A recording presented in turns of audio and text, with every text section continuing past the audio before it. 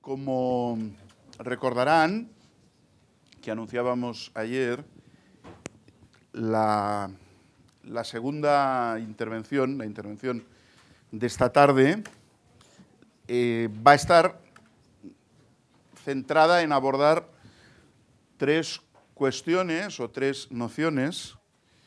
Dice en el programa que se le repartió desde un punto de vista crítico, bueno, yo creo que sí, que me parece que hoy en día son importantes cuando hablamos de las políticas culturales locales, las políticas culturales en la ciudad. Nos estamos refiriendo a las cuestiones y a las nociones de la proximidad, la cohesión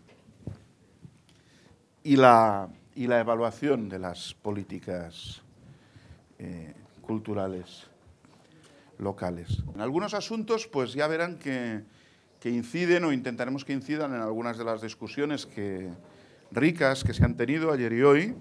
Otros quizá abren algunas perspectivas y aspectos inéditos en el curso o que todavía no se han abordado. Una cuestión previa. No está equivocada la imagen. Hace algunos años, en uno de los seminarios que el profesor Martinell y la Cátedra UNESCO organizan periódicamente en Girona, se hizo más o menos célebre por la anécdota una intervención mía en la que planteaba la cuestión de las dificultades de exportar conceptos. La imagen, más bien festiva, pero yo creo que funciona, es que los conceptos viajan mal, como los vinos de solera, como el sherry o como el vino de Oporto. Lo que se hizo célebre no fue lo que conté, sino esta comparación con el vino de Jerez y el vino de Oporto. Ustedes saben que los vinos que se producen con un sistema llamado de soleras son vinos muy frágiles. Por eso, cuando están embotellados, las botellas siempre son de color negro, porque son muy sensibles a la luz, a la temperatura, y más bien lo propio es que se transporten en toneles y que se embotellen en el lugar de destino, porque si no, cuando llegan a su destino son otra cosa. Bueno, la comparación es exactamente esta. Muchos conceptos que se popularizan por impacto de la moda, por la necesidad de renovar el utillaje conceptual, cuando hablamos de estas cosas, en concreto de la política cultural, conviene ser con ellos muy prevenido y muy cuidadoso cuando se exportan, cuando se trasladan de un lugar a otro, porque como el vino de Oporto o como el vino de Jerez, tienen mal viaje, viajan mal, y fuera de su lugar de origen acaban siendo otra cosa. Mi consideración es que conceptos como el de proximidad o conceptos como el de cohesión, que en estos momentos están ocupando un espacio importante en el ámbito de las políticas culturales, son conceptos que se han extrapolado, se han desterrado, han emigrado de sus lugares de origen y, bueno, en ese nuevo destino, en ese nuevo espacio en el que viven, a veces son otra cosa, a veces funcionan mal, a veces se demuestra que efectivamente han tenido un mal viaje, han tenido problemas en ser transportados. Vamos a verlo un poquito con algunas otras ilustraciones que creo que pueden tener interés. La proximidad, en el fondo, es un concepto de origen francés, que es un concepto francófono, Y yo creo que solo se explica por la particular manera como con la Revolución Francesa, con la formación del Estado burgués, las políticas en Francia y en algunos países como Francia adquieren carta de naturaleza. En el fondo, el Estado nacido de la Revolución necesita construir un espacio de lejanía con respecto a lo social para ser ecuánime, para ser justo, para ser equitativo. El antiguo régimen, si algún problema tenía, era la proximidad, la falta de imparcialidad, la excesiva complicidad, normalmente poco crítica, con las cosas que suceden. Del mismo modo que categorías que se fundan con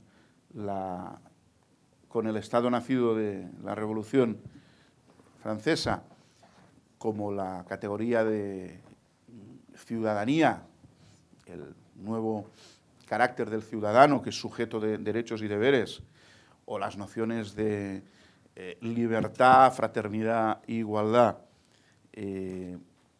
intentan ser firmes a partir de una definición muy clara, muy estable, muy inalterable de sus condiciones y de sus características.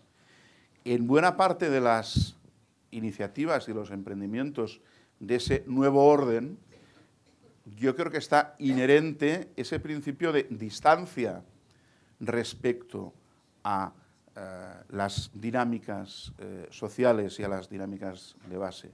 Ese Estado moderno es un Estado que está a una distancia relativa, no alejada, pero tampoco próxima, de lo social, porque esa es una condición de objetividad y de imparcialidad.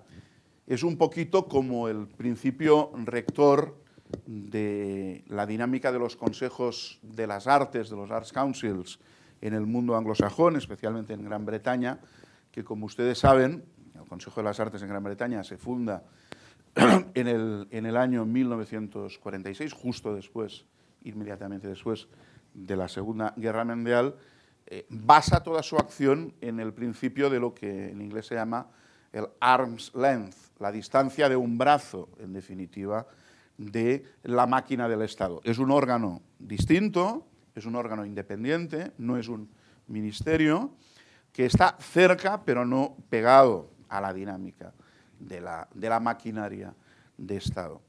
Yo creo que, en buena medida, la concepción política del Estado moderno y de los primeros vestigios del estado del bienestar insiste en esta noción de distancia que con el tiempo tiene el riesgo de crecer, tiene el riesgo de hacerse mayor. De ahí que a finales del siglo XX, a principios del siglo XXI, la proximidad, la recuperación de la conquista de ese espacio de distancia respecto a las dinámicas sociales y las dinámicas comunitarias aparezca de nuevo como un valor en la política. Y cuando se habla en contextos muy diversos de crisis de las políticas, de fractura entre el Estado y la sociedad, de falta de iniciativas de renovación, etcétera, etcétera, la proximidad sea una estrategia, emerja como un valor positivo. Pero si se mira fríamente, si se mira objetivamente,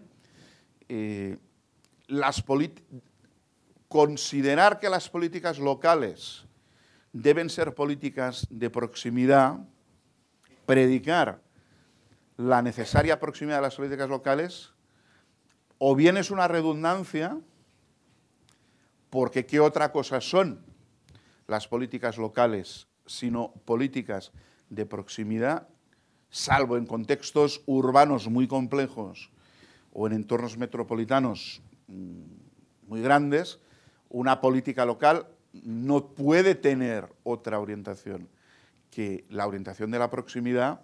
Por lo tanto, o bien es redundar en algo obvio, decir proximidad y decir política local debiera ser lo mismo, o bien es un indicio, es un indicador, es un síntoma de algo que no funciona bien, de un cierto abandono por la dinámica de los hechos y de las cosas, de ese imperativo de proximidad que en las políticas de hoy necesariamente debe existir desde el espacio local, desde el gobierno local, especialmente, huelga decirlo, pues en cultura. Claro, ¿con qué otro concepto o con qué otros conceptos establece una relación dialéctica esta noción de proximidad? ¿Se opone a distancia la proximidad cuando reivindicamos unas políticas de proximidad hoy en día? Seguro que no. Seguro que las políticas de proximidad lo que pretenden no es tener más cerca la oferta de servicios o el programa de actividades. Tengo la sospecha, tengo la convicción de que la tensión dialéctica con la que el término de proximidad entra en juego no es respecto a la distancia en términos materiales o geográficos. Más bien, yo creo, y ya verán cómo este hilo de reflexión nos acabará llevando a ese punto recurrente de ayer y de hoy de las intervenciones del profesor Nibón en torno a lo universal y la universalidad. Adelanto algo que tendremos en pantalla en algunos minutos. Más bien proximidad, creo yo, en el uso que desde las políticas locales y desde las políticas culturales se hace del término, es un concepto en tensión con otras ideas, con otros términos que sí son pertinentes, sí son centrales, sí son fundamentales en el discurso político contemporáneo, como son, y ya ven que no tienen nada que ver con la cuestión de la distancia física, sino con otro tipo de distancias, las ideas de excelencia o las ideas, la cuestión de la visibilidad. Miren, a mi modo de ver, un tremendo problema de las políticas culturales locales es que en cada lugar donde existen no son únicas. Es muy difícil, como contaba Eduardo Nibón respecto al DF, en México, encontrar una sola política cultural o una política cultural que sea capaz de unificar todas las iniciativas y todas las estrategias. Más bien, el problema es que en lo local, incluso cuando solo interviene una instancia, en términos de política cultural, las políticas están fracturadas, están fragmentadas, están escindidas. Hay varias, y a veces esas varias coexisten con niveles altos de esquizofrenia, o por lo menos de ignorancia del otro.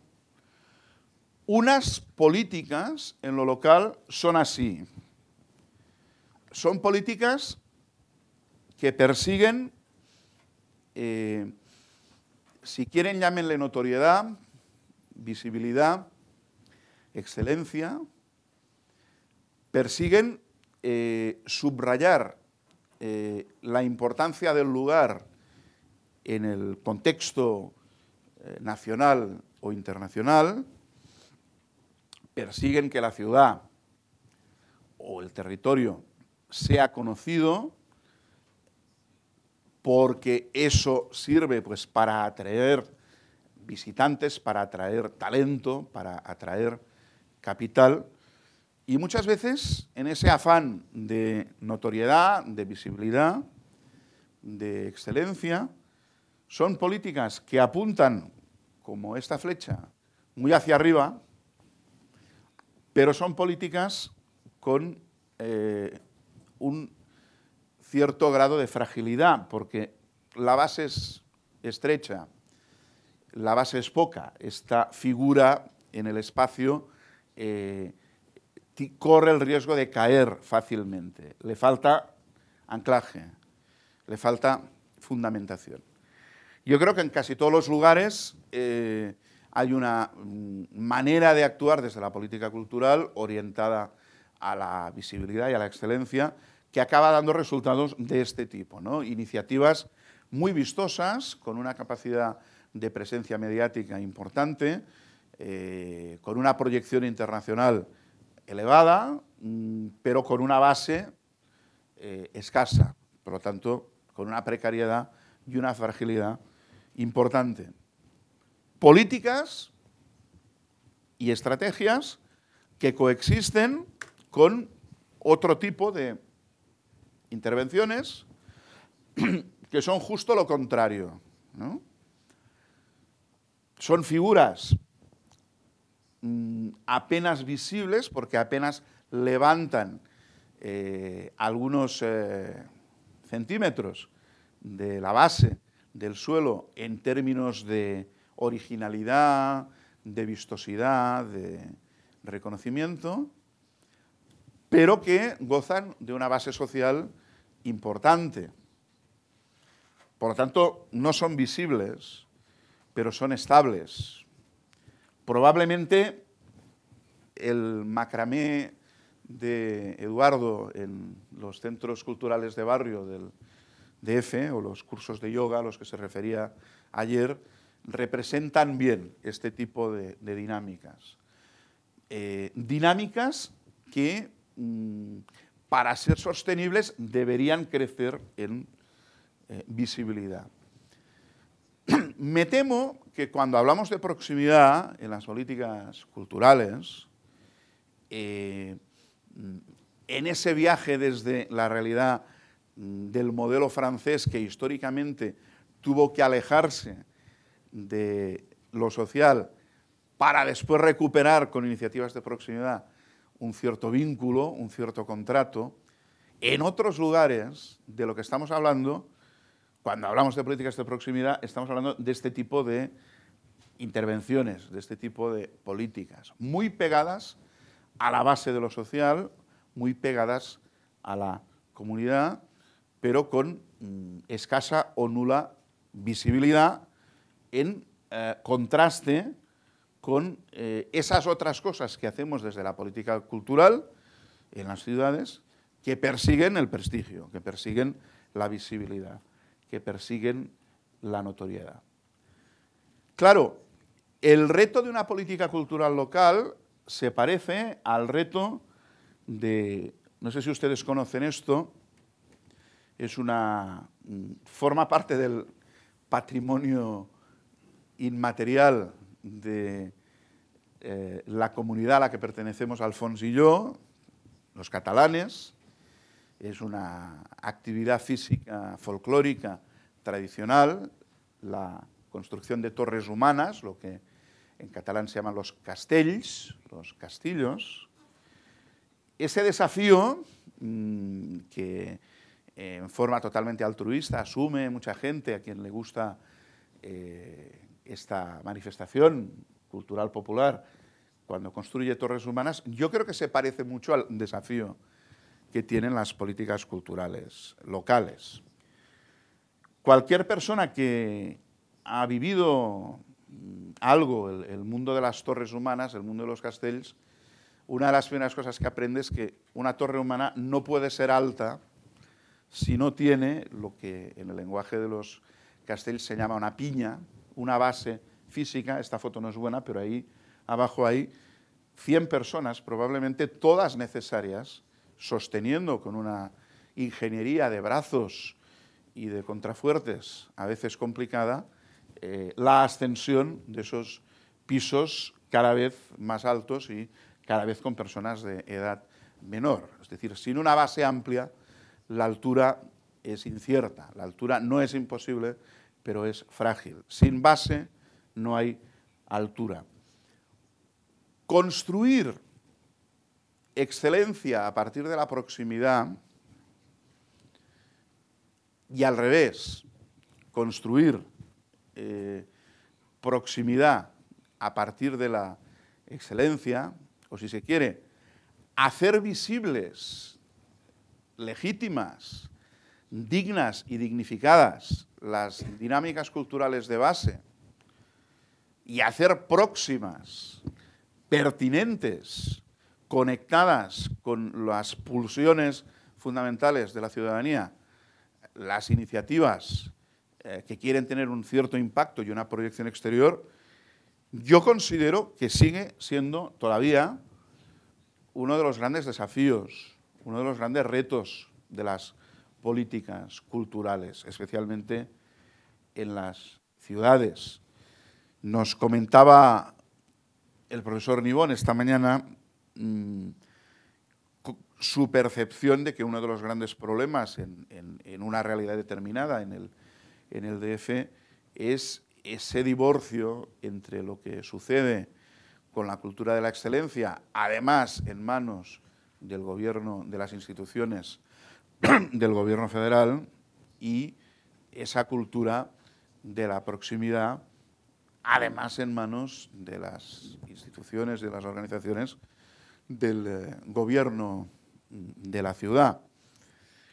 Dicho de otro modo, construir esos puentes, tejer esos itinerarios que hagan próxima la excelencia y visible y excelente la proximidad en el DF de México y en el entorno metropolitano de Barcelona, como probablemente acá y en otros muchos lugares, es un desafío, a mi modo de ver, pendiente, para el que todavía falta mucha inversión en energía y en estrategia. Un buen amigo, que hoy en día es el director del Museo de Historia de la ciudad de Barcelona, en los trabajos de redacción del segundo plan estratégico de cultura de la ciudad, en la que él participaba y yo también, en una de las reuniones lanzó, profirió una suerte de butad, de idea loca, un poco terrorista, pero yo creo que cargada de intención. Decía, en Barcelona las políticas culturales habrán dado un paso importante el día que una institución que tenemos allá, que se llama CCCB, el Centro de Cultura Contemporánea de Barcelona, que sería, para entendernos, uno de los espacios culturales de excelencia más significativos, sea el cerebro, la máquina que coordina, la máquina pensante que coordina y nutre el programa de los más de 50 centros cívicos barriales, distritales, que están en la base de las dinámicas de la ciudad. Quizá es una utopía, quizá Joan Roca participa de esta pasión por la metáfora gratuita cuando habla de estas cosas, pero yo creo que efectivamente ahí tenemos una cuestión importante. ¿Cómo hacer que entre lo que sucede en los grandes espacios escénicos importantes, los grandes espacios de arte contemporáneo y las grandes iniciativas de ciudad en suma y lo que sucede en el territorio, en los barrios, en los lugares más cercanos a la ciudadanía, haya itinerarios de ida y vuelta, itinerarios en los que se puedan ir trenzando y tramando esta serie de dinámicas sociales vinculadas por la cultura. Recuperar la proximidad, limpiar el concepto del polvo de ese viaje de un lado a otro del Atlántico y dotarla de nuevo de contenido, a mi modo de ver, tiene que está relacionado, está íntimamente asociado con esto. Que en el fondo, en su dinámica interna, yo creo que está muy cerca de los procesos internos e íntimos de la construcción de lo universal, de la construcción de la categoría de lo universal, del despliegue de la universidad, de la universalidad. Señores como, creadores como Shakespeare o García Lorca, por poner solo dos ejemplos, que nadie discute que hoy día forman parte del canon literario, cultural, occidental, y son universales. En el fondo, en sus relatos, en sus obras de teatro, en sus narraciones, no cuentan historias que sean universales por sí mismas. No existe un relato que sea universal por su contenido o por su mensaje. Las historias de García Lorca, las historias de Shakespeare, habitualmente son muy locales, son muy, si se quiere forzar el término, de ese espacio de la proximidad. Los dramas de García Lorca, como Bodas de Sangre, cuentan lo que sucede en un cortijo del Cabo de Gata de Almería en las horas antes de una boda. Es un drama pasional, vamos, nada más local. Como sucede con tantos y tantos creadores universales. Yo creo que a los que estamos cerca de la política cultural local nos vendría bien explorar de qué manera se produce la construcción, este tipo de construcción, desde lo particular a lo universal, por intentar encontrar paralelismos y cuestiones que a lo mejor nos ayudan a tejer mejor esa relación entre lo próximo y lo visible, o entre lo próximo y lo excelente. Porque aún a pesar de lo que, y dejo el tema para el debate de luego más tarde o de mañana, que tendremos tiempo también, a pesar de que Eduardo Nibón tiene muy instalada esa distinción en la tensión entre lo universal y lo diverso, yo creo que del mismo modo que hoy en día construir otro tipo de universalidad a partir de la diversidad es un reto, probablemente con mucha dosis de utopía, pero es un reto planteable, tramar y trazar esta nueva relación entre proximidad y singularidad y visibilidad es un reto probablemente más asequible, más cercano, pero todavía pendiente. Explicar lo universal, pues, en clave cotidiana, tanto como explicar lo cotidiano en clave universal, como una tarea sin duda pertinente para las políticas culturales locales, o dicho de otros modos, de otra manera. No sé si les suena este personaje. Este señor fue alcalde de Bogotá. Su nombre es Antanas Mockus. Es también un científico, un filósofo lógico, y también fue rector de la Universidad Nacional de Colombia y candidato varias veces a la presidencia de la República. Yo creo que en su quehacer como alcalde de la ciudad de Bogotá exploró, no sé si con éxito, alguna de estas cuestiones, exploró en lo concreto, pero además construyó un marco teórico, no sé si sólido, pero al menos coherente, en tanto que filósofo y apasionado por el mundo del pensamiento, para intentar explicar estas cosas.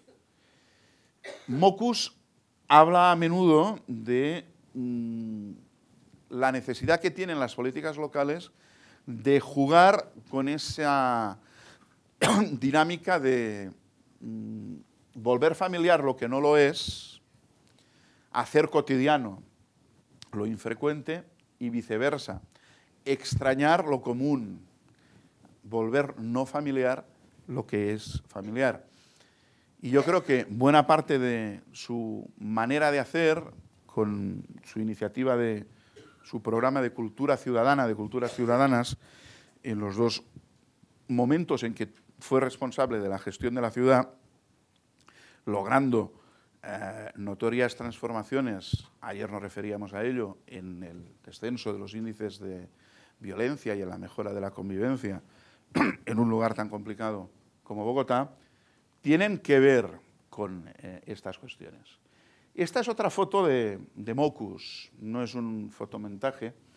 De hecho, bueno, quienes hayan oído hablar de él sabrán que es un personaje algo pintoresco, es famoso por algunas de sus salidas de tono, ¿no?, extemporáneas, ¿no?, como esta suerte de disfraz de Superman. La C, sin duda, es una C de cultura.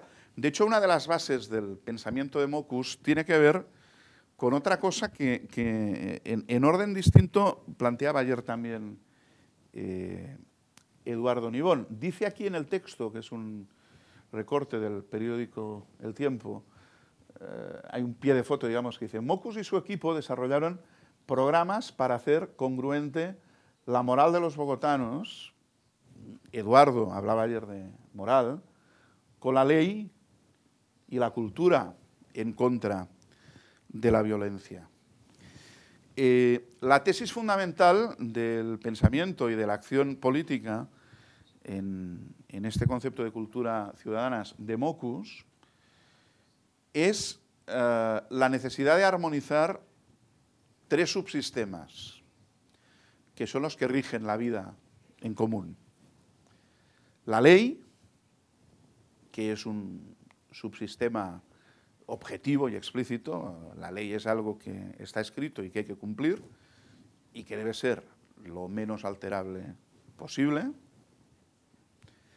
La moral, que es un subsistema subjetivo e implícito que nos condiciona. Y un tercer subsistema, que es el de la cultura, que es el que establece una serie de pautas colectivas por acuerdo de los miembros de una comunidad determinada. Cuando en el orden de la ciudad apelamos solo a la ley, ¿no?, prohibido matar, o apelamos solo a la ley y a la moral, prohibido matar porque matar es malo, y no desarrollamos iniciativas que activen ese tercer subsistema, junto con la ley y la moral, la cultura, probablemente obtenemos pocos resultados, obtenemos escasos resultados. Esta es una imagen de algo que también es famoso en la gestión de Mokus. Sustituyó en el control del tráfico a los vigilantes policiales por mimos. Este es un señor que está desplegando ahí una pancarta frente a un autobús que se ha saltado un paso de peatones que dice, no sé qué dice incorrecto. Generó muchas acciones de este tipo. Esta es una imagen del cementerio central de la ciudad de Bogotá, un cementerio que quedó en desuso. Se consideró construir ahí un gran parque urbano. Al final la apuesta fue vaciar todos los contenidos, dignificar la estructura de los módulos, de los columbarios, Son 6, y en el frontispicio de estos 6 columbarios se inscribió, en una suerte de gran escultura urbana, esa leyenda con variantes que dice: la vida es sagrada. La vida es sagrada. Es una apelación a esa dimensión cultural que, junto con la legal y la moral, ordenan el vivir comunitario. Esta es otra imagen del cementerio central de Bogotá, donde a menudo se realizan intervenciones artísticas relacionadas con esta idea de la paz y de la convivencia. Aquí son unos dibujos de cargueros, que eran las personas que transportaban cuerpos enfermos o muertos de un lugar a otro antiguamente. Es otra apelación, ¿no?, a la importancia del respeto por la vida y al sentir de la muerte.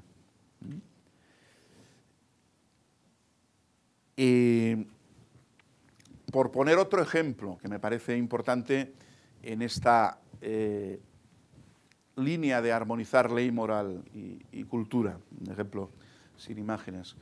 En mi país hay una antropóloga, Adriana Kaplan, profesora de la Universidad Autónoma de Barcelona, cuyo campo de acción fundamental es el abordaje de la mutilación genital femenina a partir de la sustitución de rituales agresivos por otro tipo de rituales que conserven su capacidad simbólica.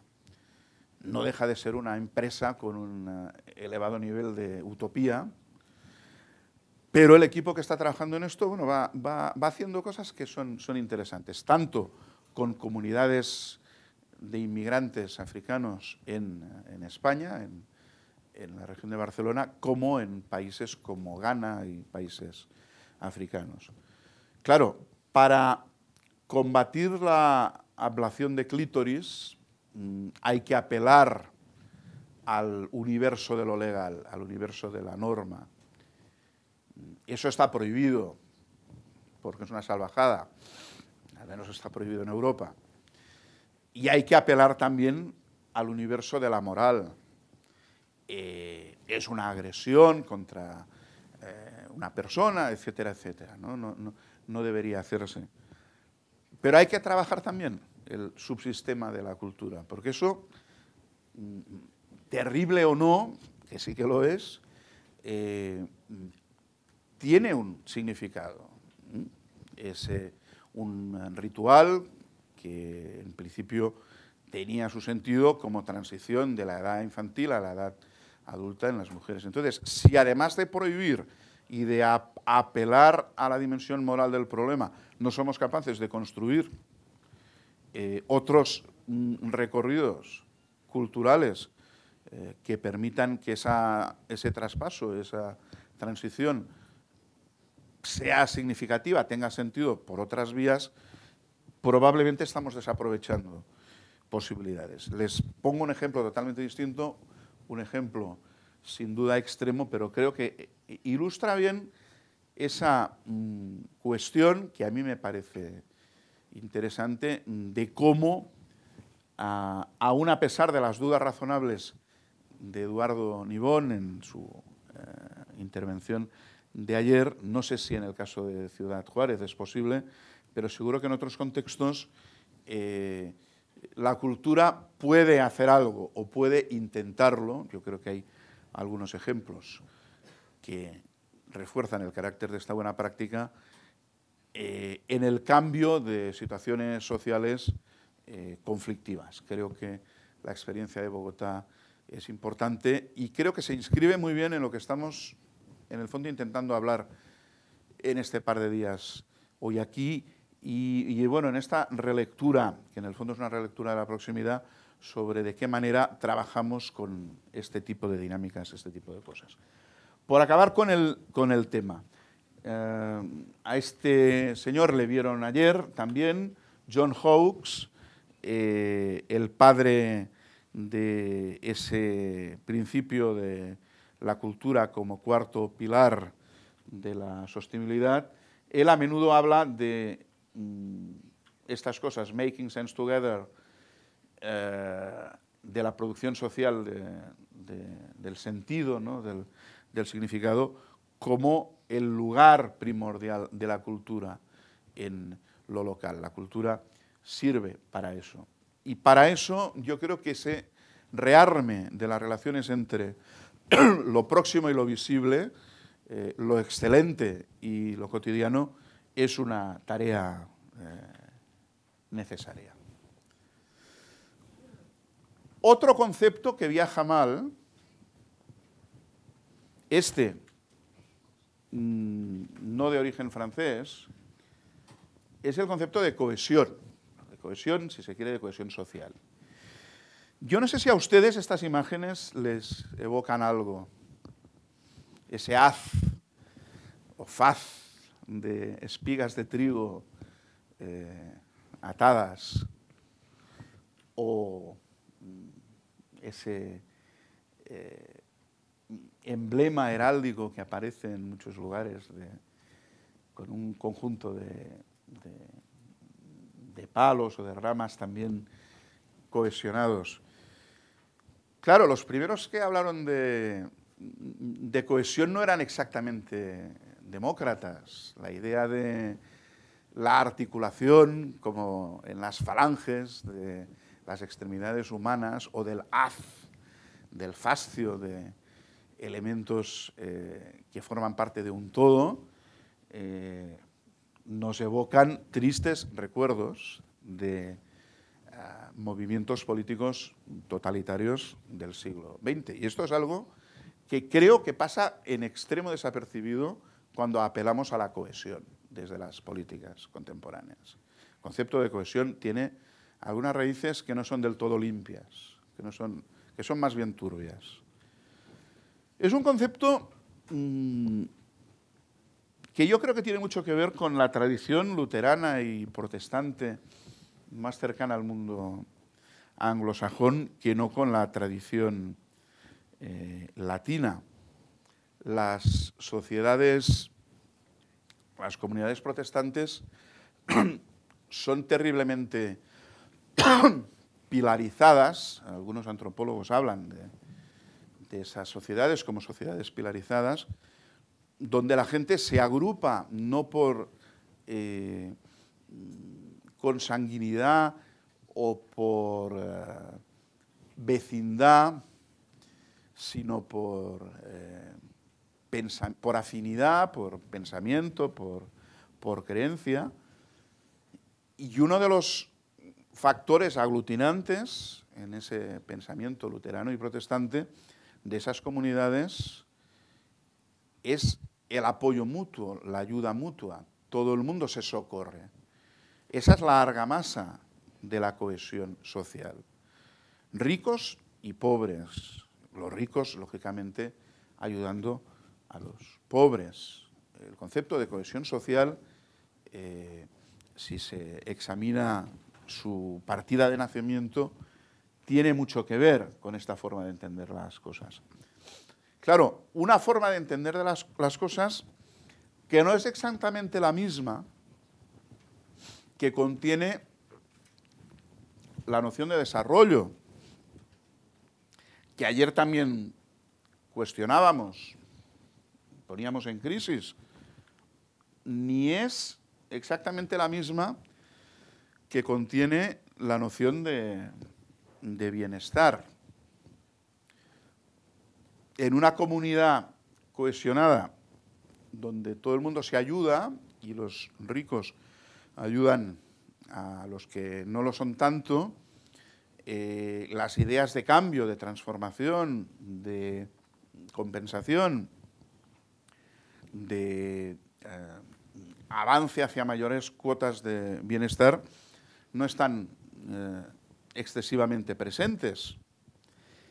Y en buena medida, lo que a mí me preocupa, y vuelvo a esa barrica de vino de Oporto o de Jerez, es que este concepto, el concepto de cohesión, que se ha transformado en el principio rector de buena parte de las políticas en Europa, yo creo que por moda, pero no solo por moda, sustituyendo y ocupando el espacio que antaño ocupaban los conceptos de desarrollo y otros conceptos afines, cuando se traslada a lugares donde el bienestar es un sueño difícil o inalcanzable, es un concepto complicado, porque la cohesión sin bienestar probablemente es problemática.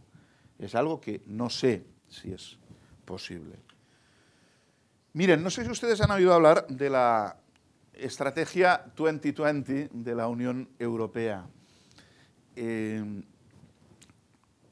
Esta es la gran hoja de ruta hoy en día de la Unión Europea, que reformula en buena parte lo que en los últimos años se conoció como la Estrategia de Lisboa. La Estrategia de Lisboa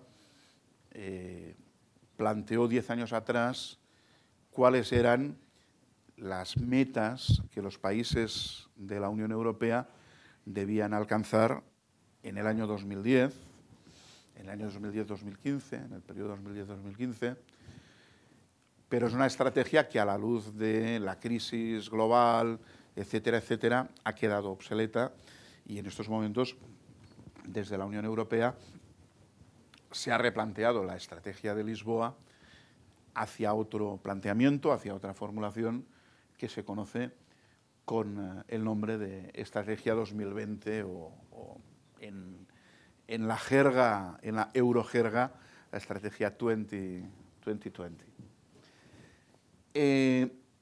La idea es muy clara, no sé si alcanzable.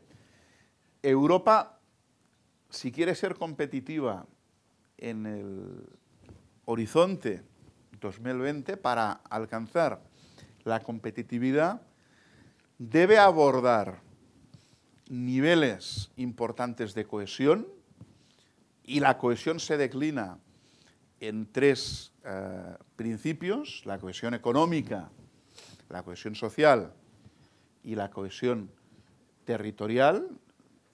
Europa solo será competitiva si en el año 2020 está mucho más cohesionada económicamente, socialmente y territorialmente.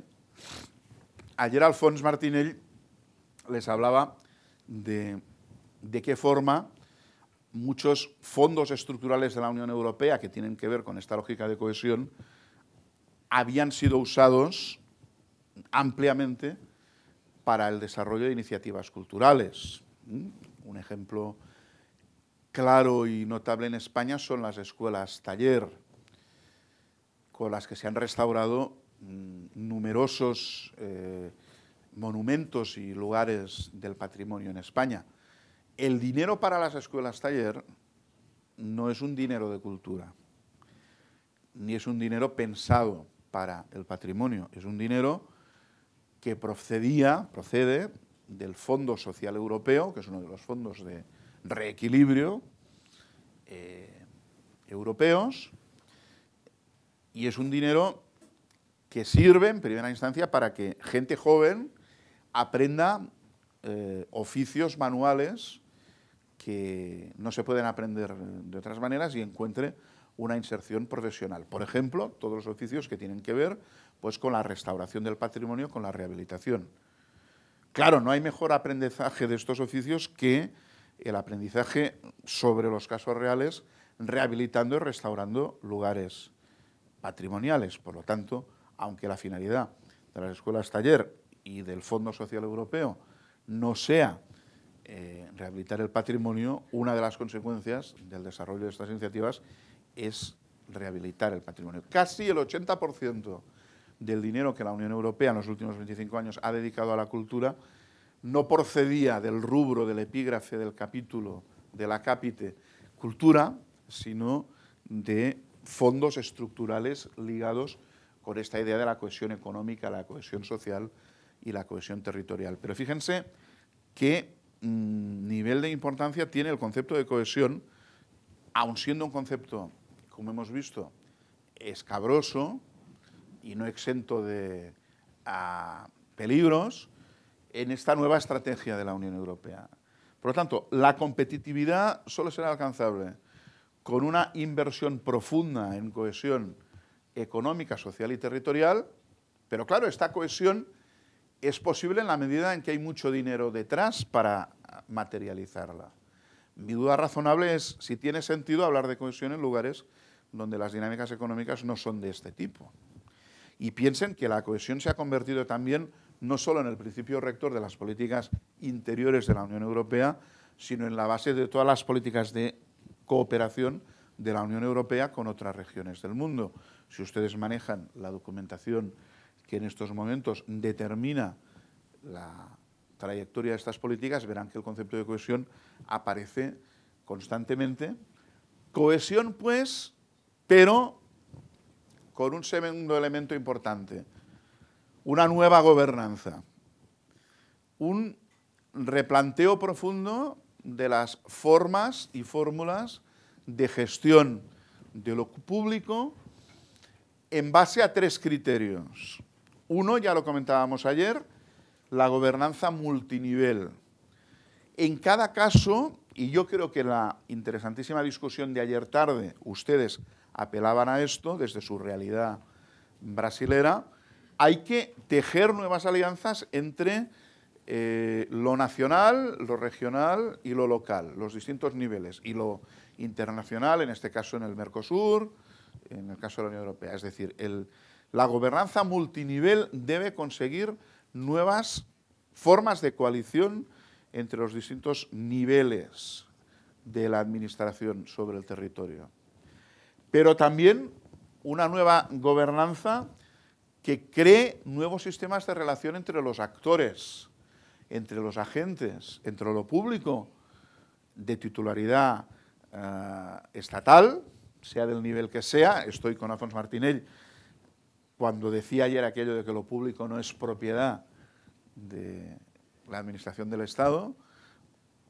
Hay muchos proyectos de vocación pública y de utilidad pública en lo social e incluso en lo privado. Por lo tanto, tejer nuevas formas de relación entre lo público, lo privado, lo social, es otra de las condiciones que se plantean en la Unión Europea en la Estrategia 2020 para la gobernanza, y una nueva gobernanza transversal. Apelo aquí a la genuina y habitual transversalidad entendida como el diálogo entre los sectores, entre lo social y lo educativo y lo cultural, la cultura y el turismo, la cultura y la economía. Necesitamos transformar ese sistema de relación. Y el cambio entre niveles, entre actores y entre sectores probablemente es ese escenario de una nueva gobernanza que, junto con la urgencia de avanzar hacia mayor cohesión, son las bases de esa hoja de ruta que en estos momentos informa la nueva estrategia de la Unión Europea con el horizonte 2020. Una tercera visión sobre la cohesión, sobre este concepto que, aun viajando mal, yo creo que es importante. Fíjense cómo hemos pasado, como en la proximidad, desde lo crítico hasta o hacia lo asertivo, lo positivo. Este señor es, o era, porque murió hace algunos años, en el año 2004, Eduard Delgado. Probablemente, en mi caso, él y Alfons Martinell, aquí presente, fueron los mayores maestros que he tenido en el trabajo en este campo, en este ámbito. Eduard Delgado, en uno de los últimos, yo creo que es la última cosa que escribió realmente, a finales del año 2003, en un artículo sobre los espacios lingüísticos y la necesidad de repensar los espacios lingüísticos, que está publicado en la revista que publica la Organización de Estados Iberoamericanos, un artículo en Pensar Iberoamérica sobre los 3 espacios lingüísticos iberoamericanos, desarrolla, yo creo que el planteamiento más lúcido que yo conozco sobre la relación entre cultura y cohesión.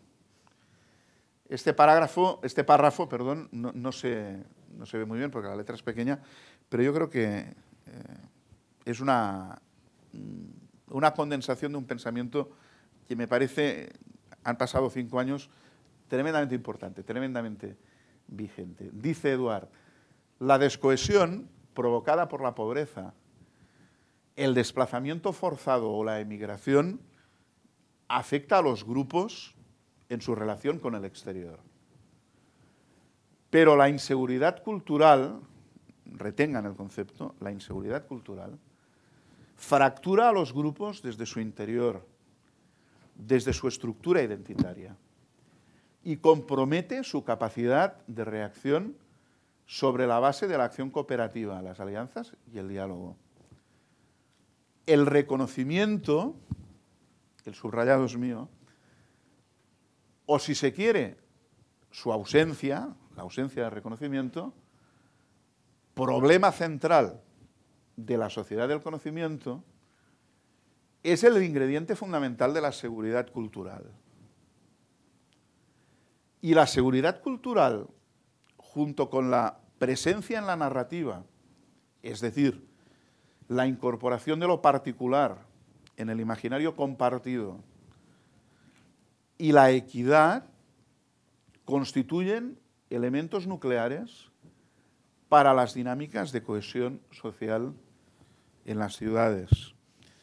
Difícilmente se puede decir tanto en tan poco espacio. Recapitulando, el concepto de inseguridad cultural, que me parece importante, como impedimento fundamental para la cohesión social.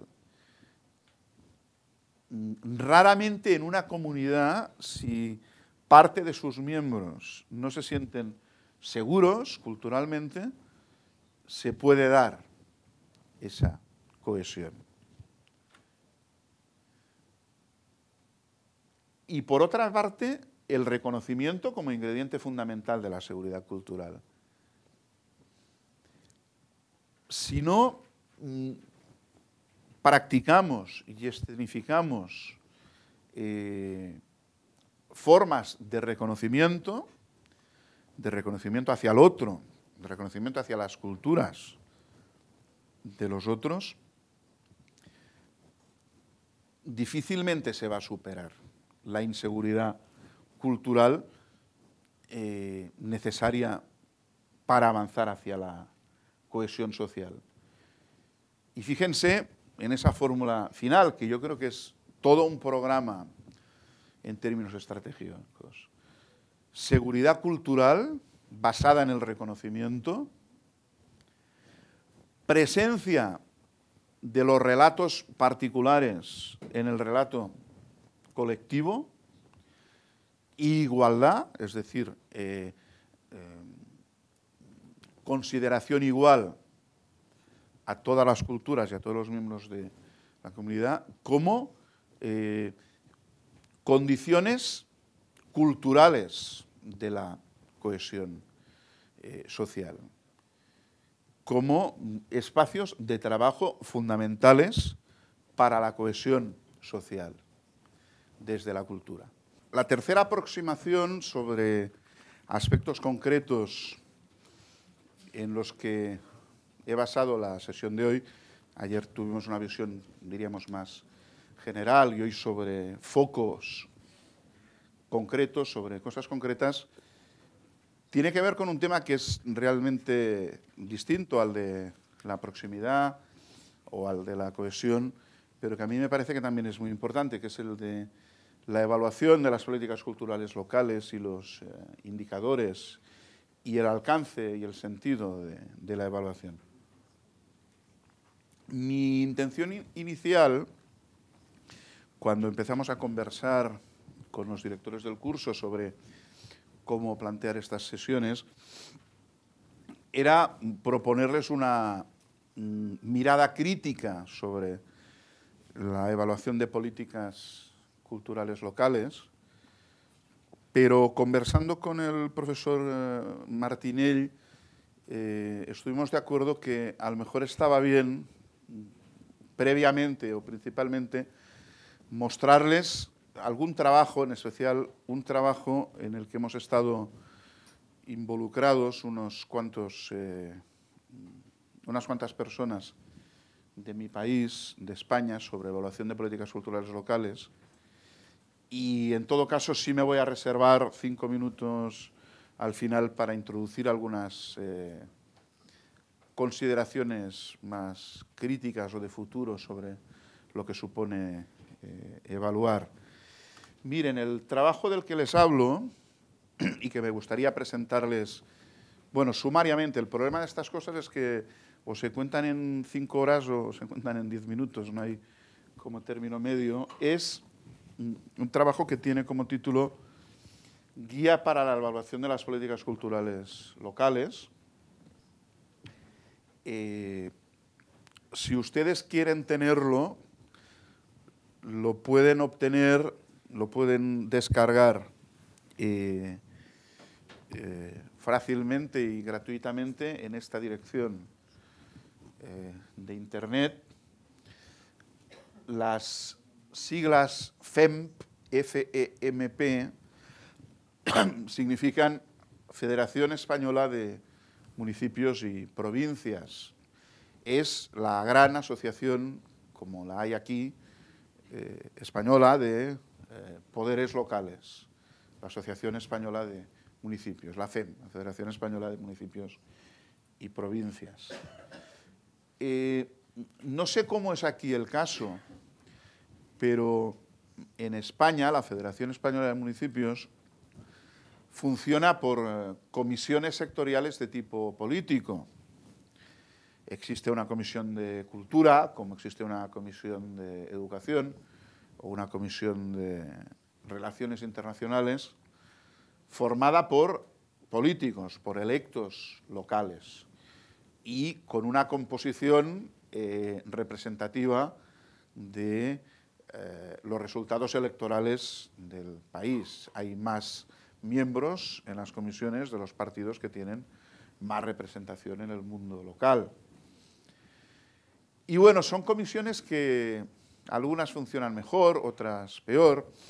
Ya saben que, saben o se imaginan que el desarrollo de iniciativas en este tipo de estructuras de federaciones de municipios, de redes, de ciudades, ayer lo hablábamos, a veces es complicada, pero en el contexto de la Comisión de Cultura de la FEM, de la Federación Española de Municipios, hace algunos años que se tomó una decisión que ha sido provechosa y es, aprovechando el marco normativo existente, se creó un grupo técnico que no está formado ni por responsables políticos ni sigue ninguna proporción electoral, sino que es un grupo de funcionarios que trabajan en el mundo local, en cultura, como es mi caso, que tienen ganas de desarrollar algún tipo de iniciativas. Y lo cierto es que, aun no siendo la FEM, la Federación Española de Municipios, una entidad muy dinámica y muy productiva, desde el grupo de cultura, desde el grupo técnico de cultura de la FEM, hace ya casi 10 años que venimos haciendo cosas que, bueno, yo creo que son interesantes. Claro, queda mal que lo diga yo, que he sido hasta ahora coordinador de este grupo técnico, pero bueno, hemos intentado hacer cosas interesantes. Por ejemplo, años atrás hicimos una especie de guía de estándares para la construcción de espacios culturales, pensado pues para que si en un municipio se quiere construir una casa de cultura o un archivo o una biblioteca o un teatro o una galería de exposiciones, si no se sabe por dónde empezar, se tenga una cierta idea de cuáles son los parámetros, cuáles son los costes, qué cuestiones se tienen que tener en cuenta. Bueno, es una guía que ha tenido una cierta utilidad. Y en el año 2005, en el marco de esta comisión, de este grupo técnico, de la Comisión de Cultura de la FEM, empezamos una discusión sobre la cuestión de la evaluación de las políticas culturales locales, los indicadores, muy motivada en gran parte por la sensación de que ese tema no se estaba desarrollando bien en el mundo de los municipios, en el mundo de las ciudades. No se estaba desarrollando bien, prácticamente son muy pocos los lugares en España en los que se trabajaba en esta línea, y lo que es peor, las herramientas comunes para trabajar en esta línea no existían. Si alguien quería acometer la evaluación de una política cultural en su municipio, en su localidad, tenía dos trabajos. Uno, construir las herramientas, porque no las podía adquirir en ningún lugar, y luego el trabajo segundo, evaluar o intentar aplicar esas herramientas en el lugar de referencia. Bueno, yo creo que con un poco de inconsciencia, de falta de conciencia, nos metimos en un laberinto complicado que era intentar construir algo que fuera útil para los poderes locales en cultura que intentarán evaluar las políticas culturales.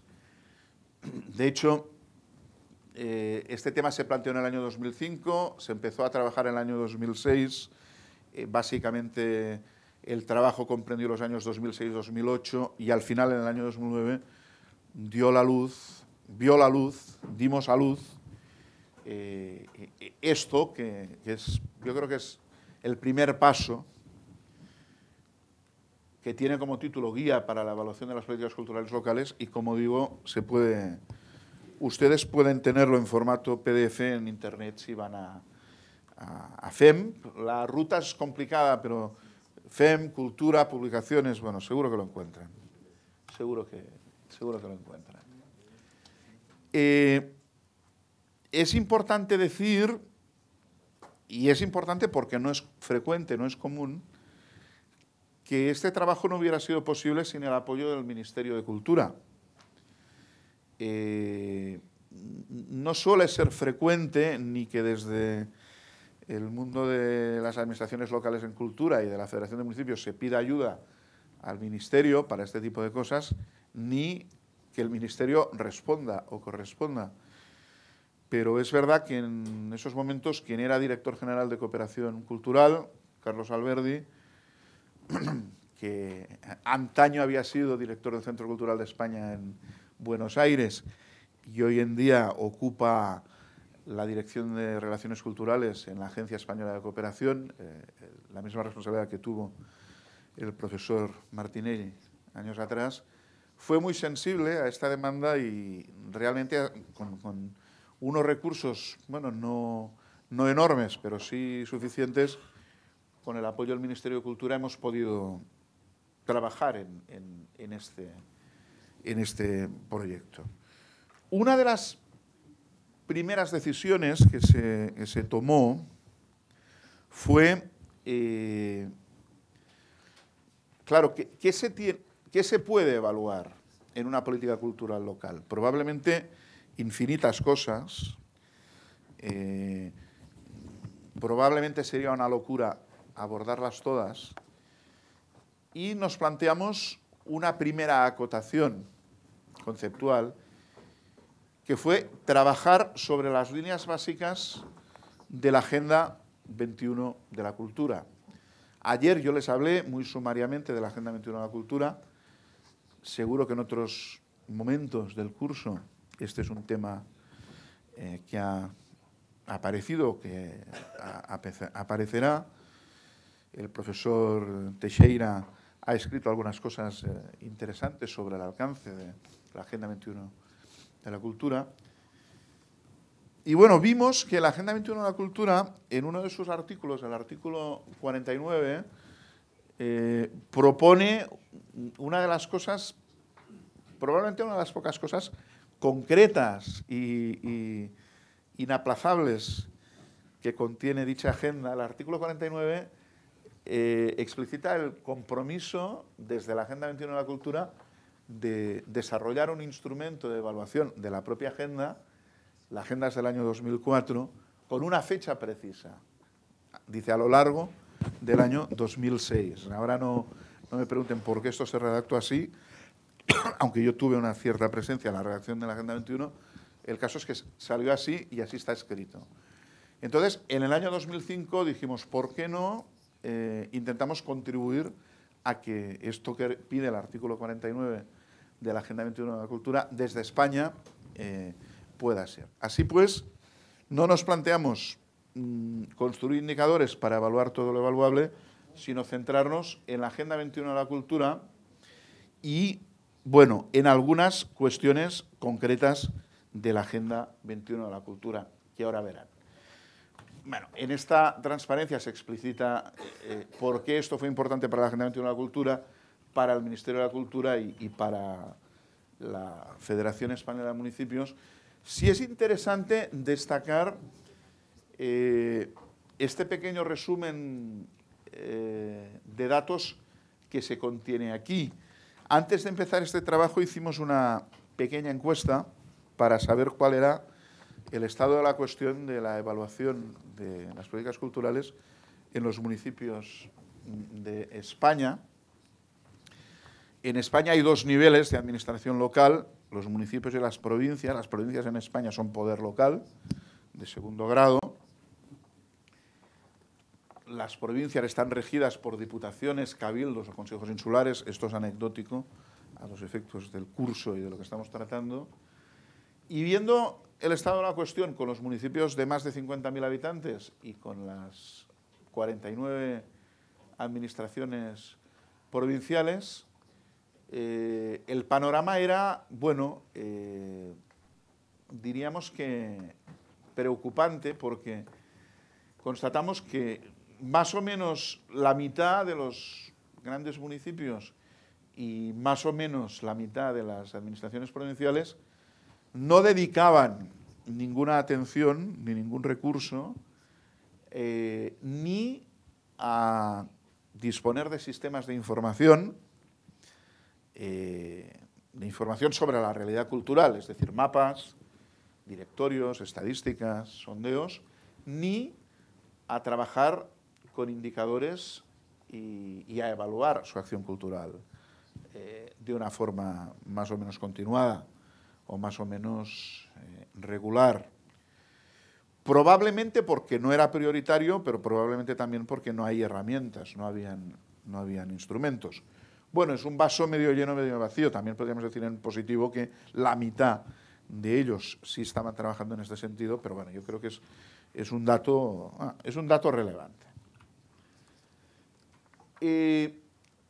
Antes de entrar en materia, hicimos algunos trabajos preliminares, intentamos ver a escala internacional con la ayuda de la Fundación Interars. En aquellos momentos yo no era presidente del patronato de la Fundación, que se había hecho en otros lugares del mundo, y es un informe que también, si quieren conocerlo, es un breve informe, bueno, unas 30, 40 páginas, también está disponible en el sitio de la FEM.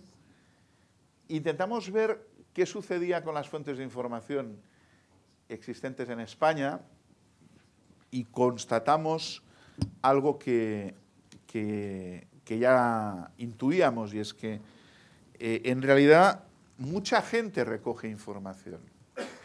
muchos ministerios, muchas administraciones, hace acopio de información que tiene que ver con la cultura y que procede del mundo local. Pero como es una información que no está estructurada ni pensada para explicar qué sucede en lo local, no sirve para el mundo local. Pero bueno, sí intentamos, y este informe también está disponible en la red, dibujar cómo era ese laberinto de fuentes de información, de lugares donde se hacían estadísticas o se recogían informaciones sobre cosas. Les pongo un ejemplo. En España, el Ministerio de Administraciones Públicas, cada 2 años, realiza lo que se llama la Encuesta General de Infraestructuras. El propósito de esta Encuesta General de Infraestructuras es fotografiar todos los edificios públicos, todos los edificios de titularidad pública que existen en el territorio. Entonces, ahí hay un gran despliegue de medios y se realiza un trabajo de censo importante. También recogen información sobre los equipamientos culturales. Pero las preguntas que se hacen sobre los equipamientos culturales, como no están pensadas para una explotación en provecho del sector cultural, son preguntas irrelevantes. Por lo tanto, a futuro, una estrategia de negociación entre la Federación Española de Municipios y el Ministerio de Administraciones Públicas para que el cuestionario que preceptivamente cada 2 años se elabora recoja información que sea más relevante para el sector, es una negociación necesaria que es preciso realizar. Este mapeo nos sirvió para detectar 8 o 10 de estas situaciones que se basan en la paradoja de que sí se recopila, sí se hace acopio de información, pero como esa información se recopila a efectos estadísticos y no para producir conocimiento, es una información que no sirve, que no se puede utilizar. Y bueno, el tercer paso realmente fue plantearse la elaboración del sistema de indicadores. Metodológicamente planteamos una fórmula que, bueno, que quizá no es muy normal, pero que al final fue exitosa. Un grupo de trabajo amplio de unas 15 personas, casi todos quienes en el mundo local en España habían tenido una cierta trayectoria en su institución en trabajar en este tipo de cosas, con unas reuniones de periodicidad mensual, cada mes, mes y medio, nos encerrábamos durante un día o 2 días. Esto quiere decir que es un método lento, pero esto quiere decir también que uno de los efectos indirectos de este proceso fue que por primera vez, durante 3 años, hubo una instancia periódica de reunión y de contraste de la gente que en España está trabajando en lo local, en sistemas de información, en recoger datos, en evaluar. Y a ese trabajo más, diríamos, asambleario, le incorporamos una especie de secretaría técnica, en este caso mediante el contrato de una consultoría especializada, el grupo Xavide, y en la última fase del proyecto se incorporó también la unidad de investigación en cultura, en estadística y cultura de la Universidad de Valencia, que dirige el profesor Salvador Carrasco, que es una de las unidades de investigación que en España yo creo la que más se está especializando en este tipo de trabajos. Bueno, siempre decíamos que cuando esto fuera un libro, medio en broma, las librerías, más que estar en el departamento de gestión, tendría que estar en el de bricolage o en el de autoayuda. Es decir, que el espíritu de esta guía de evaluación fue en todo momento que fuera una herramienta útil, casi terapéutica, para quien tiene la responsabilidad de diseñar y de ejecutar una política cultural local. Y es verdad que algo que descubrimos en el camino, que también es tremendamente interesante o tremendamente importante, es que ciertamente evaluar es algo así como planificar retrospectivamente. Esto que digo es una tremenda obviedad, pero sí vimos que casi por el mismo precio que nos costaba construir una guía de evaluación, esa guía podía ser utilizada al revés, como un breviario, una pauta para responder preguntas cuando uno se plantea diseñar una política cultural local. Es decir, que no había tanta diferencia entre construir un instrumento para evaluar y construir un instrumento para planificar, que habían múltiples concomitancias, especialmente cuando uno se plantea la parte cualitativa, que no era la única parte del trabajo. Bueno, el trabajo es una mezcla de elementos cualitativos y de elementos cuantitativos y en fin, con muchas prevenciones también. Los ámbitos en los que centramos nuestra atención fueron 5. Bueno, de hecho son 7, pero ya verán por qué. El primer ámbito es la cultura a nivel local como factor de desarrollo. Y es un ámbito que se subdivide en 3. La cultura como factor de desarrollo social, como factor de desarrollo territorial y como factor de desarrollo económico. Se trata de ver, pues, cuando uno analiza una política cultural local, de qué manera, mediante algunos indicadores, esa política cultural está contribuyendo a ser un factor de desarrollo, bien social, bien territorial o bien económico. El segundo o cuarto, según se cuente, capítulo de la guía tiene que ver con el concepto de transversalidad de la cultura, que es un concepto que aparece también con insistencia en la Agenda 21. Cómo las políticas culturales locales resuelven el desafío de la transversalidad, cómo trabajan de una manera mucho más horizontal con otras políticas educativas, sociales, etcétera, etcétera. El tercer ámbito planteado en la guía es el de cultura, o tercero o quinto, el de cultura y participación ciudadana, entendiendo la participación en un sentido amplio, un poco en la línea de lo que planteábamos ayer, no solo como asistencia o consumo cultural, sino también como capacidad de propuesta, de implicación, de desarrollo social, de estructura y de tejido social, de trama social en torno a la cultura. El cuarto, sexto ámbito, el tema del acceso, que es una de las líneas fundamentales de la Agenda 21 de la cultura, es decir, cuál es la calidad y la posibilidad de acceso de la ciudadanía a la oferta cultural.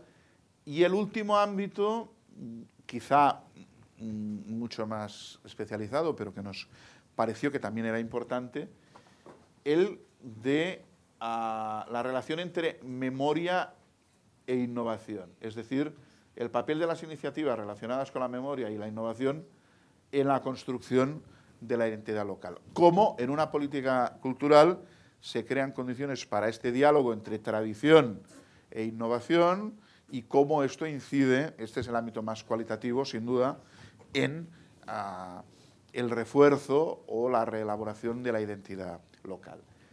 Estos son los temas sobre los que se trabaja en la guía.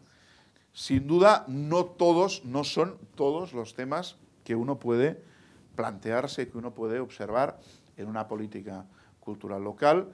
Sí nos pareció, después de una cierta discusión y análisis, que eran los temas pertinentes en el contexto de la Agenda 21 de la Cultura, y con ellos fue, pues, que trabajamos. En este sentido, lo que contiene la guía es un conjunto de 117 indicadores cualitativos estructurados en los capítulos que hemos señalado y 235 indicadores cuantitativos. Estos indicadores, tanto cuantitativos como cualitativos, están graduados, por así decir, en 3 niveles de dificultad, ¿no? Como las pistas de esquí. Un nivel básico, atendiendo a que son cuestiones que uno se puede plantear y resolver aún no teniendo muchos datos o no teniendo que realizar un esfuerzo muy importante para la obtención de los datos y para la construcción de las respuestas, un nivel medio y un nivel avanzado, entendiendo que los indicadores de nivel avanzado sí necesitan la presencia de sistemas de información un poquito más sofisticados. En cada uno de los temas y subtemas, porque cada tema está subdividido en numerosos subtemas, de una manera gráfica, ahora verán un par de páginas, tampoco les voy a contar todo, es que te digo, se puede contar en 10 minutos o se necesitan 5 horas para hablar de esto. Uno ve claramente cuáles son los indicadores básicos, cuáles los avanzados, cuáles los intermedios.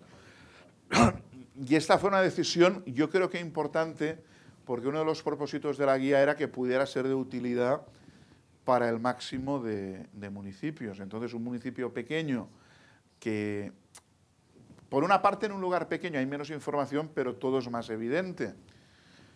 Pero puede trabajar con un nivel de indicadores básicos y puede resolver algunas cuestiones, las que crea que son importantes, y un municipio mayor, donde a lo mejor ya hay una estructura, alguien que puede dedicarse a ello, puede trabajar pues, de una manera mucho más avanzada, de una manera más sofisticada. Este es el aspecto de una de las páginas de la guía. Me van a permitir que no entre, o me van a perdonar que no entre en detalles, insisto, la pueden tener esta noche si se la descargan.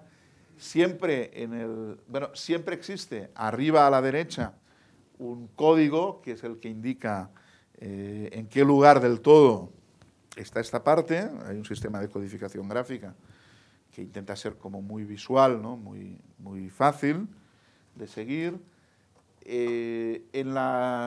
Siempre hay 2 columnas. La columna izquierda abraza aspectos de tipo cualitativo y con una cierta correlación lineal, ¿no? A la altura de un aspecto cualitativo hay un aspecto cuantitativo. En la columna derecha, en cada página, están los aspectos de tipo cuantitativo.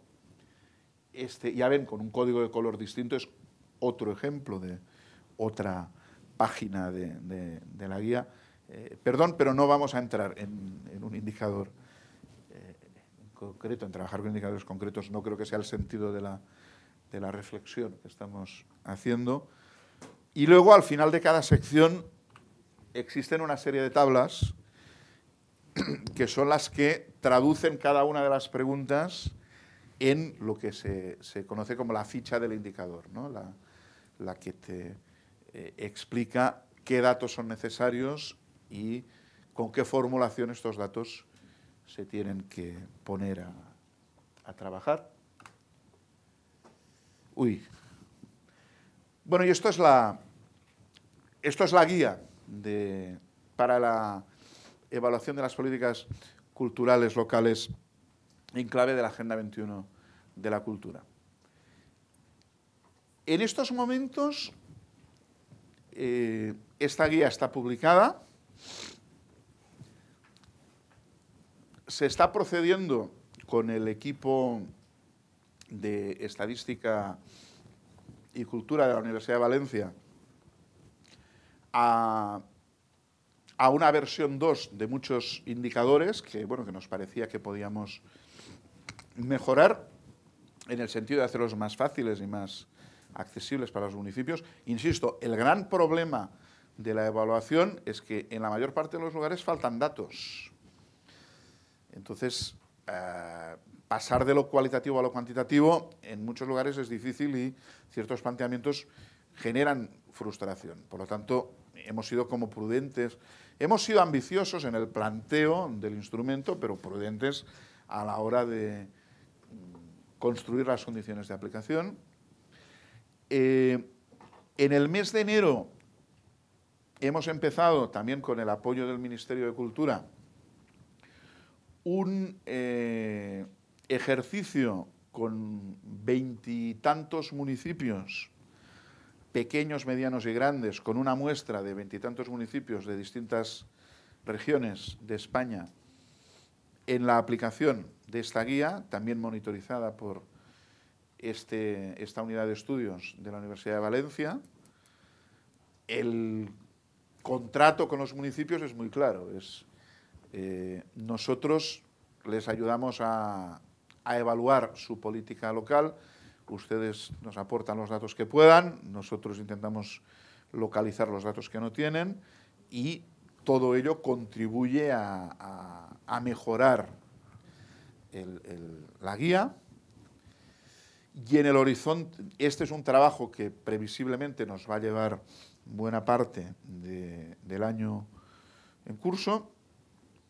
Y en el año 2011, si logramos reunir las suficientes condiciones de apoyo, el objetivo es transformar todo esto en una aplicación informática que esté en la red, en la web, que resida ahí y que, bueno, quien quiera usarla se la pueda descargar y usarla con un cierto nivel de automatización de los mecanismos básicos.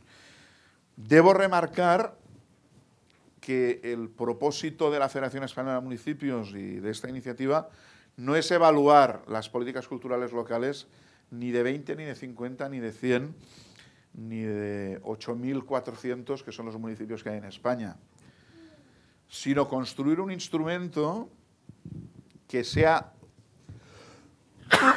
útil o lo más útil posible para que los municipios que quieran puedan usarlo. Esa es la perspectiva. Les digo entre paréntesis que la aparición de esta iniciativa, que es una iniciativa, bueno, en fin, es modesta, pero yo creo que es interesante, sí ha suscitado, bueno, interés y expectación en distintos lugares de América Latina. La Asociación de Municipios de Uruguay está atenta al tema, lo mismo sucede en Chile. Desde México también ha habido algunas demandas en ese sentido, y con la Organización de Estados Iberoamericanos y los recursos del programa ACERCA, que es el programa para la formación de operadores culturales de la Estrategia de Cultura y Desarrollo de la Cooperación Española, seguramente en el año 2010 y en el año 2011 vamos a intentar organizar en algunos lugares de América Latina algún seminario, no para enseñar a utilizar esto, sino para ver de qué manera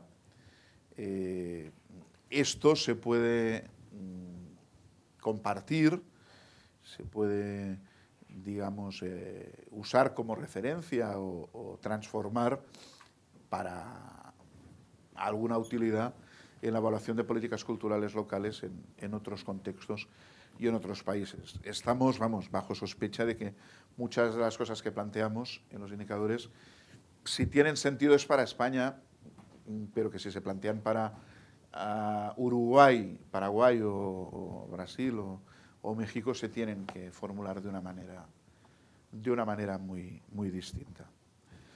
Les digo también, y no hay transparencia de referencia, que más o menos en el mismo periodo, 2006-2008, y con algunos implicados comunes, yo creo que hemos asistido a otra iniciativa también importante, de la que fue culpable el señor Martinell, cuando ejercía como director de Relaciones Culturales en la Agencia Española de Cooperación,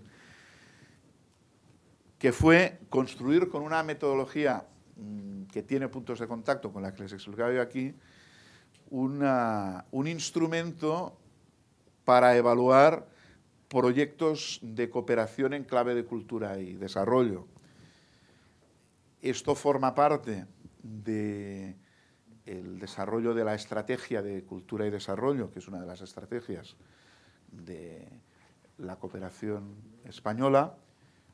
Y bueno, se ha construido también una herramienta compleja y sofisticada que todavía no está descargable desde la red, aunque está publicada en papel en la colección de libros que se llama precisamente Cultura y Desarrollo, que me parece que también, bueno, en la línea de lo que venimos reflexionando en este espacio del curso, es una referencia que puede ser, digamos, tenida en consideración o tenida en cuenta. Acabo solo con 3 titulares que me parece que pueden ser pistas a seguir si ustedes quieren profundizar en una reflexión un poquito más crítica sobre las posibilidades y el alcance de la evaluación en general y no solo de la evaluación de las políticas culturales en general. Como consideración previa, yo creo que tenemos que admitir que en el sector vivimos una cierta tensión, una cierta paradoja. Todavía no hemos desarrollado en general sistemas de evaluación e instrumentos medianamente satisfactorios. Los hay en muchos lugares, sé que en Brasil también hay iniciativas interesantes al respecto, como en otros lugares, pero queda mucho para hacer para cubrir los niveles básicos, pero yo creo que a la vez tenemos que estar atentos a múltiples cuestionamientos críticos que en estos momentos a escala internacional se están haciendo sobre lo que evaluar significa, sobre las limitaciones de los indicadores, sobre la falsa autoridad de lo cuantitativo, sobre la necesidad de poner en cuarentena la dimensión científica de la evaluación. Yo suelo decir, lo dice más gente, apelando a la raíz etimológica del verbo evaluar, que evaluar básicamente es poner en valor, es extraer valor de una cosa, construir ese valor y explicarlo. Y para ello muchas veces lo cualitativo y lo informal es tanto más útil que lo cuantitativo y lo formal. Es decir, no es cierto que una maquinaria muy sofisticada de indicadores cuantitativos sea mejor en términos de poner en valor una política determinada que determinadas dinámicas, si se quiere, pues más de círculos de mejora, de grupos de discusión que discuten sobre los avances, los nuevos retos, la necesidad de avanzar. Yo creo que es bueno que seamos un poquito heterodoxos en el planteamiento de la evaluación. A mí al menos, y lo digo, bueno, pues con la tranquilidad de haber dedicado un tiempo con un equipo importante de personas a construir algo que es muy técnico, me molesta esa supremacía del paradigma falsamente científico. Y yo creo que este debate hoy en día es uno de los debates fundamentales en el contexto internacional sobre estos temas. Como digo, y acabo, solo quiero ponerles 3 referencias sobre las que en un principio pensaba construir la sesión, pero creo que también tenía interés explicarles este trabajo que hemos estado haciendo como algo pues, concreto y que está ahí, que me parece que apuntan algunas de las grandes incógnitas que en estos momentos toda la cuestión de la evaluación de los indicadores, no solo culturales, no solo locales, están existiendo, están presentes en el panorama. Primera referencia. No sé si ustedes han oído hablar de este informe, se conoce como el informe Stiglitz, o de la comisión Stiglitz. Este es un proceso inspirado por el presidente francés Sarkozy, que en un momento dado planteó la creación de una comisión de expertos que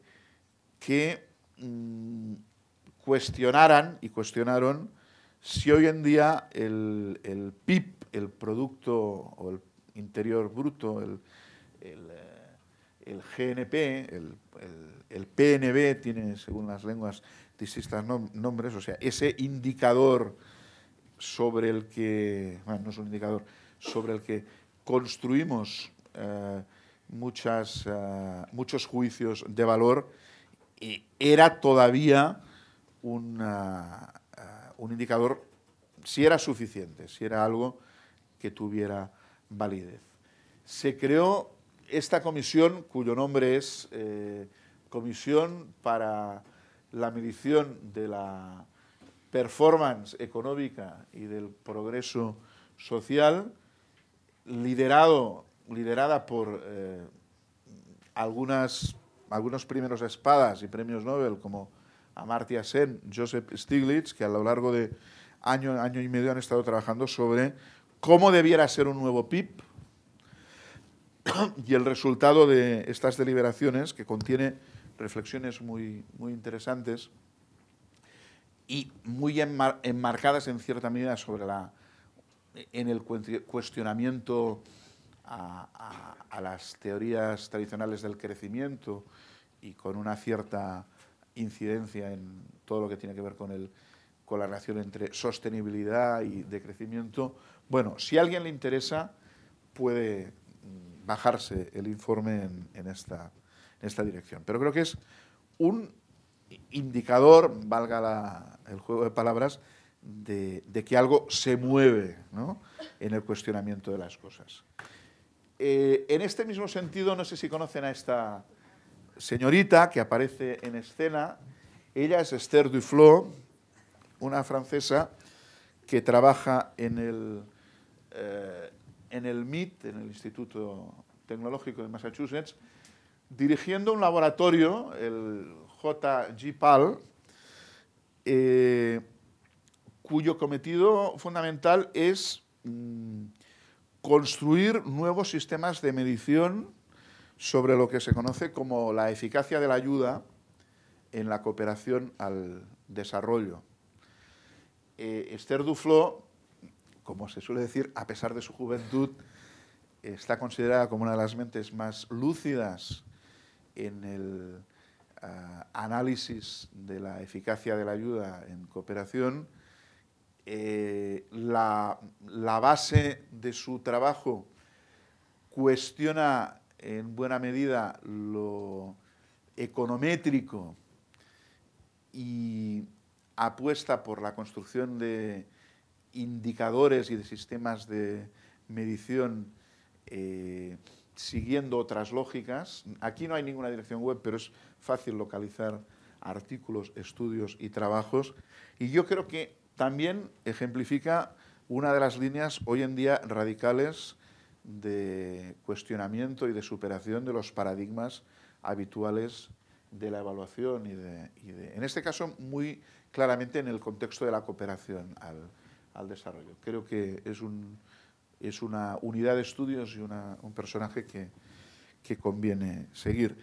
Y última prescripción farmacéutica, última receta médica, les aconsejo vivamente, si les interesan estos temas, que den con este ejemplar, el número 37, de una revista de filosofía, política y pensamiento que se llama Cité, que se edita en Francia, cuyo número 37, coordinado por Yves-Charles Sarka, un profesor francés que se dedica a estos temas, tiene este título que ya ven que en sí mismo es una bomba, ¿no?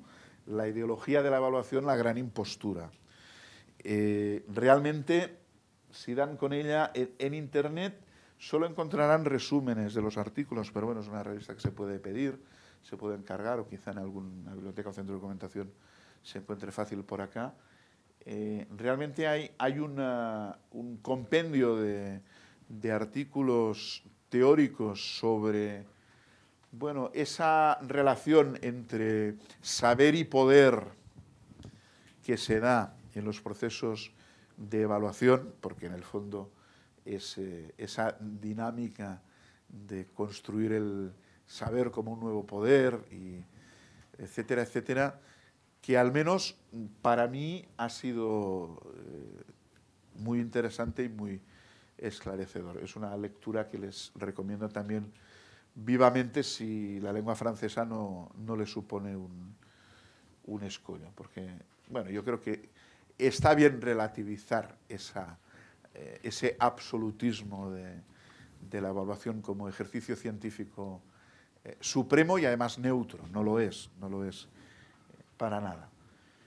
Bueno, ya les digo que probablemente podíamos haber empezado por aquí, construir otro tipo de sesión o de parte de esta sesión desde el análisis de algunas de estas lecturas, pero bueno, creo que también era interesante contarles algo de lo que venimos haciendo en España sobre estas cosas.